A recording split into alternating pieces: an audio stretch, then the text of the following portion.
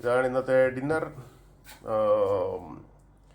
Nazi lemak with extra spice, ഒരു pineapple smoothie ഉണ്ട്, കൂട്ടത്തിൽ നമ്മുടെ ഫേവറേറ്റ് അങ്കോർ ബിയർ. ഒരു ബിയറോട് കുടിച്ചേക്കാമെന്ന് കരുതി, ബാക്കിയുള്ളതിൻ്റെ കൂടെ കൂട്ടൽ ഒരു വലിയ കുപ്പി ബിയർ കൂടി കൂട്ടി. ഇന്നത്തെ ഡിന്നർ.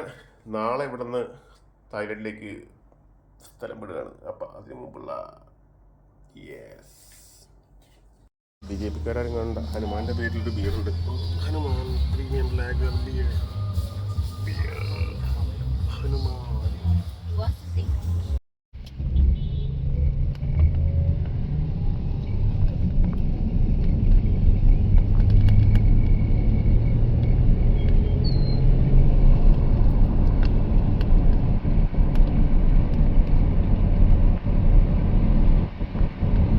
കംബോഡിയ ബോർഡറിൽ നിന്ന് തിരിച്ച് തായ്ലൻഡിലേക്ക് കയറി നോക്കട്ടെ എന്താണ് അവസ്ഥ. കംബോഡിയയിൽ നിന്നും എക്സിറ്റ് ചെയ്തു. ഇപ്പോൾ നോമാൻസ് ലാൻഡ്. ഇവിടെയാണ് തായ്ലൻഡിൻ്റെ ചെക്ക് പോയിന്റ്. അവിടെ വരെ നടന്നു പോകണം. അതിനുശേഷമാണ് ചെക്ക് പോയിന്റ്. അങ്ങനെ അവിടെ നിന്നുള്ള എക്സിറ്റിന് ശേഷം തായ്ലൻഡിൻ്റെ കൊടി കാണാം. തായ്ലൻഡിലേക്ക് നടന്ന് കയറുന്ന ആരണ്യ പ്രപാത്തേൽ എന്ന് പറയുന്ന ഏരിയയിലേക്കാണ് നമ്മൾ കയറുന്നത്. അവിടെയാണ് വണ്ടി ഇട്ടേക്കുന്നത്. ഇതിലേ നടന്നു വേണം കയറാൻ. ബാക്കിയെല്ലാം തായ്ലൻഡിൽ ചെന്നിട്ട് അപ്പുറത്തെ സൈഡിൽ വണ്ടി ഇട്ടിട്ടുണ്ട്. അപ്പോൾ അവിടെ ചെന്ന് ബാക്കി പരിപാടിയാണ്.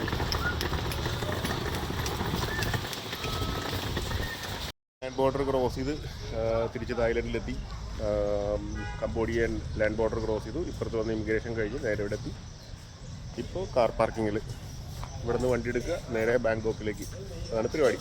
വലിയ ബുദ്ധിമുട്ടുണ്ടെന്നില്ല. അവർ വെരിഫൈ ചെയ്തു, ടിക്കറ്റ് വെരിഫൈ ചെയ്തു, ഹോട്ടൽ അക്കോമഡേഷൻ വെരിഫൈ ചെയ്തു. ലാൻഡ് ബോർഡർ ക്രോസിംഗ് ആണ് കുറച്ച് വെരിഫിക്കേഷൻ കൂടുതലായിരുന്നു. Otherwise okay, good. ബോർഡറിലെ ഒരു കാർ പാർക്കിംഗ് സ്ലോട്ടാണ്. ഒരുപാട് കാറുകളുണ്ട്. ഇവരെല്ലാം ഇവിടെ പാർക്ക് ചെയ്തിട്ട് അപ്പുറത്തോട്ട് പോകുന്നതായിരിക്കാം. കംബോഡിയയിൽ അപ്പുറത്തെ സൈഡിൽ കസീനോ ഒക്കെ ഉണ്ട്. ഇവിടെ കസീനോ ഇല്ല. അപ്പോൾ കളിക്കാൻ വരുന്ന കുറേ യൂത്തന്മാരൊക്കെ ഉണ്ട്. അപ്പം ഒരുപാടുണ്ട്, ഒരു ദൂരമുണ്ട്. അങ്ങ് അറ്റത്താണ് വണ്ടി കിടക്കുന്നത്. അവിടെ വരെ നടക്കണം.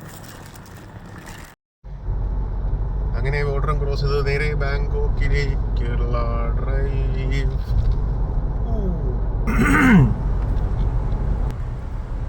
കംബോഡിയയിലെ സിയാം റിയാപ്പിൽ നിന്ന് രണ്ടാമത്തെ ദിവസം, ആദ്യ ദിവസം അങ്കോർ വാട്ട് കാണാനാണ് പോയത്. ആ ടെമ്പിളും അതുമൊക്കെ എല്ലാം കറങ്ങി. രണ്ടാമത്തെ ദിവസം ഈസ്റ്റ് ഏഷ്യയിലെ ഏറ്റവും വലിയ ഫ്രഷ് വാട്ടർ ലേക്ക്, തോൺലെ സാപ്പ് എന്നാണ് അതിൻ്റെ പേര്. ഭയങ്കരമായിട്ട് നമ്മുടെ അഷ്ടമുടി കായലിനേക്കാളും ഒക്കെ വലുതായിട്ട് ഇങ്ങനെ പടർന്നു കിടപ്പുണ്ട്. അപ്പോൾ അവിടെ ഒരു ബോട്ടിങ് കുറച്ച് എക്സ്പെൻസീവാണ്. $22 ഒരാൾക്ക്. അവിടെ എൻട്രി ഫീയും ബോട്ടിങ്ങിൻ്റെ ചാർജും കൂടെ. ഒരു 1 hour ബോട്ടിംഗ് ആണ്. ആ 1 hour ബോട്ടിങ്ങിനാണ് $22 അവർ ചാർജ് ചെയ്യുന്നത്. വർത്താണോ എന്ന് ചോദിച്ചിട്ടുണ്ടെങ്കിൽ യെസ്. അതിനകത്തൂടെ അവരുടെ ഒരു കൾച്ചർ അനുസരിച്ചിട്ട് പോകുമ്പോഴത്തേക്കും ആ ലേക്കുമായിട്ട് ബന്ധപ്പെട്ട് ജീവിക്കുന്ന കുറേ പേരുണ്ട്. ആ ലേക്കിൽ മീൻ പിടിച്ച് ജീവിക്കുന്ന കുറേ പേര്. അതിൻ്റെ കൈവഴികളിൽ വിലയിട്ട് ക്യാറ്റ് ഫിഷിനെ പിടിച്ച് ജീവിക്കുന്ന ആൾക്കാർ. അതുകൂടാതെ ഈ ലേക്കിൻ്റെ സൈഡിൽ തന്നെ വീട് കെട്ടിപ്പൊക്കി തൂണിലാണ്. അവിടെ ഫ്ലഡ് ഉണ്ടാകുന്ന സ്ഥലമാണ്. 2011 വലിയ ഫ്ലഡൊക്കെ ഉണ്ടായ സ്ഥലമാണ്. അതായത് 10-30 മീറ്റർ ഹൈറ്റിൽ വെള്ളം പൊങ്ങി എല്ലാം നശിച്ചു പോയ സ്ഥലമാണ്. അപ്പം അവര് ഇപ്പോൾ കെട്ടിയേക്കുന്ന വീടുകൾ മൊത്തം ഈ തൂണിന്റെ പുറത്താണ്. ഞാനത് ആ വീഡിയോയിൽ കാണാൻ പറ്റും. ശരിക്കും പറഞ്ഞിട്ടുണ്ടെങ്കിൽ അവർ ഈ വെള്ളമായിട്ട് അവരുടെ ജീവിതവും ആ വീടും അതിന്റെ സ്ട്രക്ചറും കാണുമ്പോൾ തന്നെ മനസ്സിലാവും അവരുടെ ഒരു ശോധനീയമായിട്ടുള്ള ഒരു അവസ്ഥ ആണെന്ന് എനിക്ക് തോന്നുന്നു. അവരവിടെയാണ് ജീവിക്കുന്നത്. ആ വെള്ളം പൊങ്ങുമ്പോൾ അവർ മാറി താമസിക്കുമോ അങ്ങനെയൊക്കെ ആയിരിക്കാം പരിപാടി. പക്ഷെ ആ വെള്ളമായിട്ടാണ് ബന്ധപ്പെട്ടാണ് അവർ ജീവിക്കുന്നത് മുഴുവൻ. അതിൽ മീൻപിടുത്തമുണ്ട്.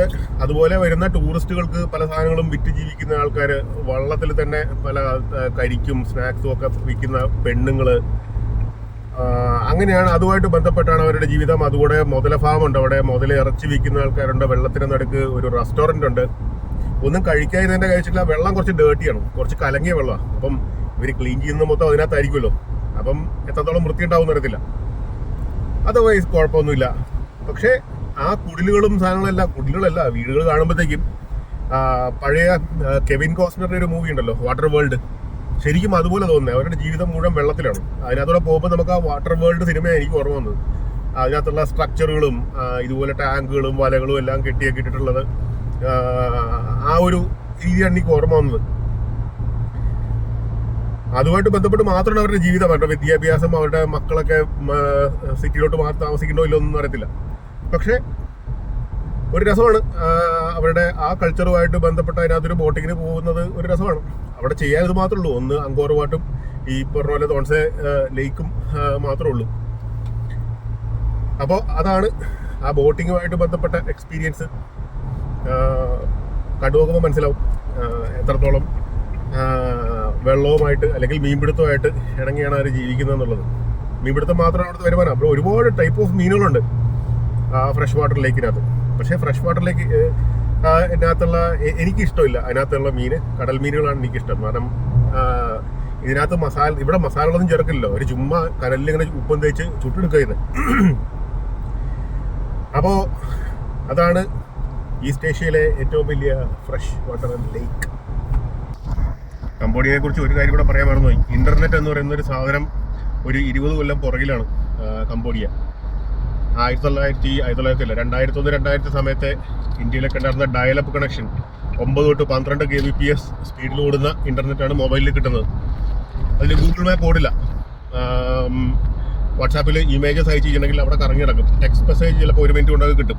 അപ്പോൾ അതുകൊണ്ട് ഗൂഗിൾ മാപ്പിനെ ഡിപ്പെൻഡ് ചെയ്ത് പോകുന്നത് വളരെ ശോകകരമാണ്, റിസ്കിയാണ്. അപ്പോൾ ഇന്റർനെറ്റ് എന്ന് പറയുന്ന സാധനം വൈഫൈ ഹോട്ടലിൽ ചെന്നാൽ കിട്ടിയാൽ കിട്ടി, അല്ലാന്നുണ്ടെങ്കിൽ വളരെ വളരെ ശോകമാണ്. സ്പീഡ് തീരെ ഇല്ല കംബോഡിയ. അറ്റ്ലീസ്റ്റ് സിയാം പ്രിയ. അപ്പോൾ ബാക്കിയുള്ള സ്ഥലങ്ങളിൽ എങ്ങനെയാണെന്ന് എനിക്ക് അറിഞ്ഞൂടെ. ഇതൊരു ടൂറിസ്റ്റിക് പ്ലേസ് ആയിട്ട് പോലും അവിടെ ഇന്റർനെറ്റിന് സ്പീഡില്ല. അപ്പോൾ അത് എക്സ്പെക്ട് ചെയ്തോണം പോകുന്നവർ. ബാങ്കോക്കിൽ നിന്ന് പുറത്തേക്കുള്ള റോഡിന്റെ ട്രാഫിക്കാണ്. ഒന്നും നോക്കാനില്ല. ഇവരൊക്കെ നാളെയോ മറ്റന്നാളൊക്കെ വീട്ടിലെത്തുള്ളൂ. എത്ര നേരം പിടിച്ചോണ്ടിരിക്കുമെന്ന് എനിക്കറിയില്ല. എത്രത്തോരം പിടിച്ചോണ്ടിരുന്നാലും തീരില്ല. ഇത് കിലോമീറ്റേഴ്സ്. അപ്പുറത്തെ സൈഡിൽ ബാങ്കോക്കിൽ നിന്ന് പുറത്തേക്കുള്ളത്. ന്യൂ ഇയർ സെലിബ്രേഷന് ആൾക്കാരെല്ലാം വീട്ടിൽ പോകുന്നതാണ്. വീക്കെൻഡ് ആണല്ലോ. കണ്ടു നോക്കൂ എത്ര ദൂരം ഉണ്ടെന്നുള്ളത്.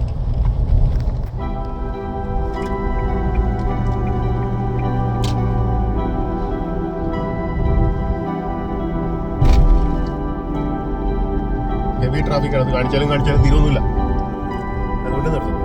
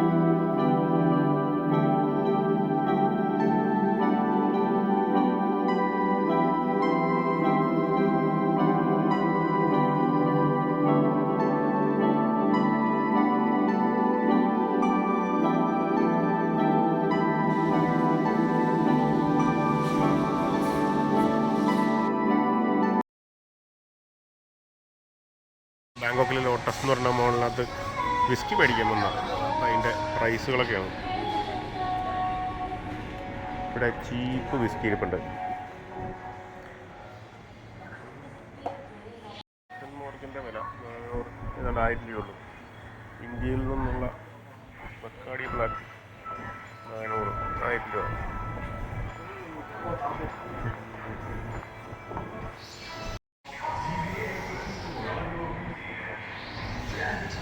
ജിംബീം 774